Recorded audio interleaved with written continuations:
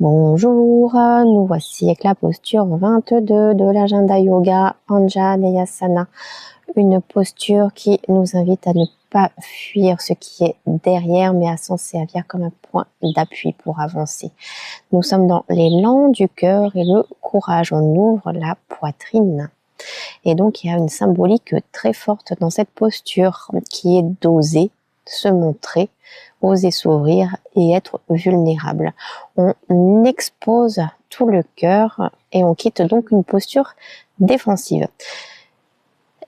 Anjaneyasana va donc nous servir à aller travailler sur la peur d'avancer, la peur d'être vu, la peur d'aimer ou de se laisser traverser.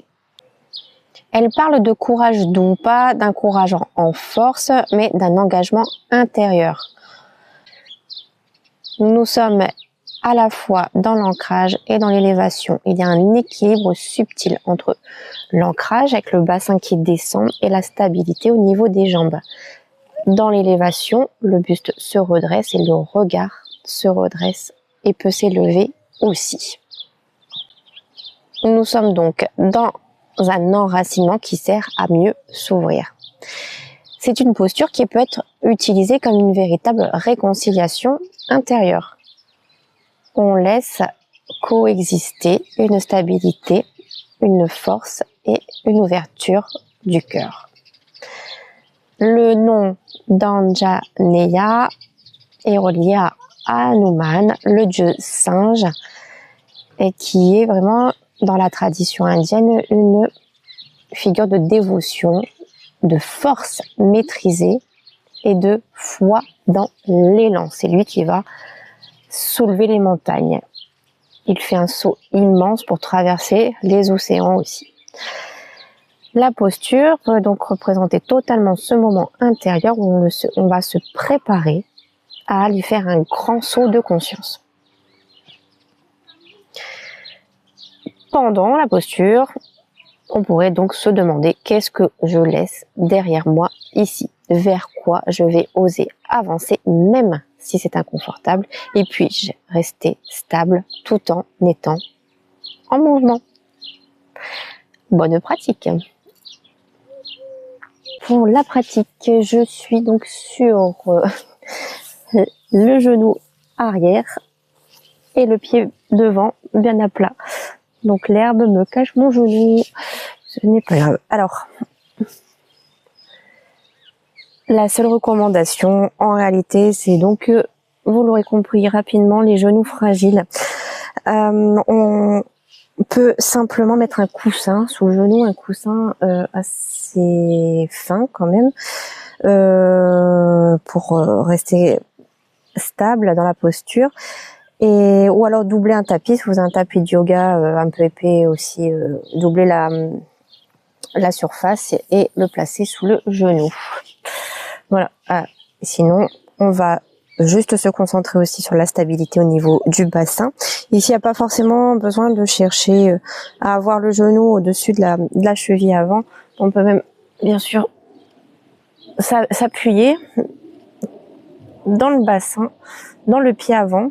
On se sert de la stabilité du bassin et de la force qu'on a dans toute la superficie du pied avant. On a le coccyx en direction du sol et on va ouvrir totalement la poitrine et penser au joli arrondi qu'on a, que la lune nous offre,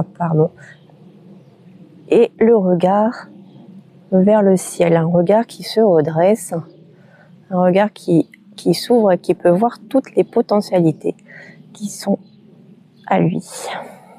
Même si le mental ne les voit pas, il y a cette conscience d'ouverture qui est là. Voilà, donc c'est une posture où on va rester beaucoup dans l'allongement. Surtout, on cherche toujours à rester allongé au niveau de la taille, au niveau du dos et dans l'ouverture totale de la poitrine. On peut passer en transition dans un chien tête en bas. Et puis très simplement donc se remettre sur le pied avant. Main en prière, je m'enfonce bien dans le pied avant. J'amène bien le coccyx vers le sol et vers l'avant. J'allonge la taille au maximum, je crée beaucoup d'espace entre mes côtes, je rapproche mes omoplates et mon cœur regarde le ciel, mon regard aussi. Et je reste autant de temps que possible. Donc, toujours la recommandation quand vous faites une posture d'un côté, c'est de regarder combien de temps vous avez mis, compter le nombre de respirations pour rééquilibrer et faire la même chose de l'autre côté. Voilà, je vous remercie et passez de joyeux moments de pratique. C'est idéal, donc chien tête en bas avant chaque côté et finir en Tadasana ou même en Balasana pour éventuellement relâcher un peu le dos si jamais ça a été un peu tendu de faire la posture. À bientôt.